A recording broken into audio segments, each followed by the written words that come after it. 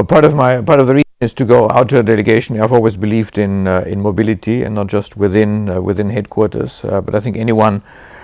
seriously committed and involved in operational terms should again revisit the reality in the field. South Africa, where I'm going to, is particularly interesting in the area of graduation. I mean, it's a country where we had quite a massive program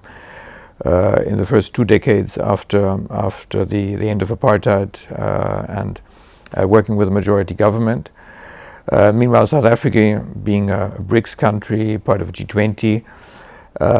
is something where, like in others, we are phasing out our bilateral program. What I would like to do in South Africa, though, is to make sure that we do sort of we use it as a good case on how to do graduation by design,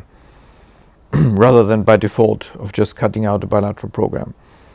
So what I do hope, which we can see, is how to dovetail and downsize a bilateral program, but consolidating some of the results achieved. At the same time, how in a country of South Africa one would increase what otherwise you would call international cooperation, hence the continued sharing of expertise,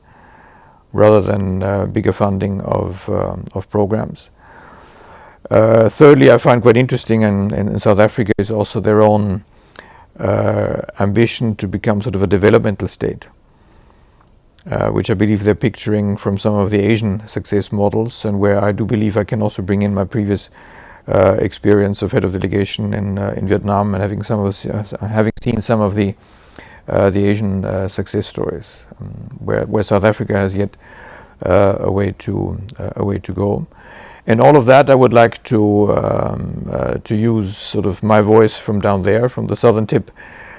of the continent, and feed this into debate here at DG Development, but more broadly also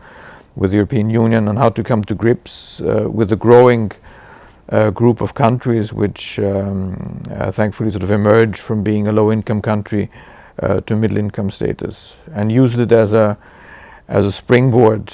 for policy design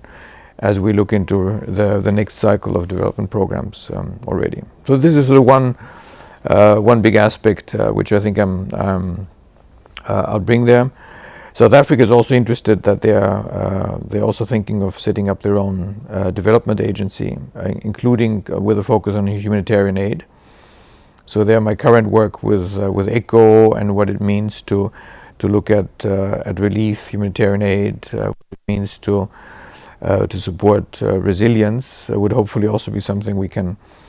develop and strengthen with them. Finally, South Africa also is of course a big player in Africa. So all the broader themes we have been developing with External Action Service, but also with ECHO, on how to strengthen a continent still in transformation, is something I'm looking enormously forward to, and to develop that from the prism of seeing sort of Africa towards Europe from the very southern top, as opposed from the northern end of the map as currently. I mean, I'm someone who has sort of spent all his professional life in development, but usually at the fringe between development and foreign policy, and this is something which I'm happy to see being reinforced also here within the European Union. Hence the closer link between the programs and projects with the broader foreign policy, development policy objectives. And this is not just sort of a loose saying that this is the flavor of the month, but it's also something which I firmly believe in strengthens both the policy we are advocating, but also strengthens the impact of programs. And this is probably will be reinforced in a world where the development paradigm is bound to shift even more rapidly as we were anticipating, and not just in conjunction of the graduation of countries like South Africa to middle income status and others,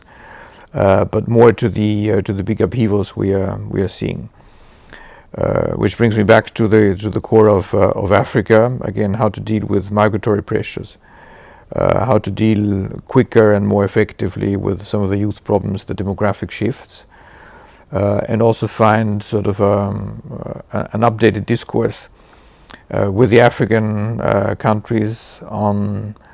the way they are dealing with migratory pressures, but also the opportunities and the risks, and the way we're also doing that. So what I'm inviting here, your audience, anyone interested in capacity for development, this is probably sort of the big game changer, where I'm inviting both sort of old hands, but also newcomers to the business to stay open to more innovative means of interaction, and sort of to not to give up, to become quicker and more responsive to changing needs.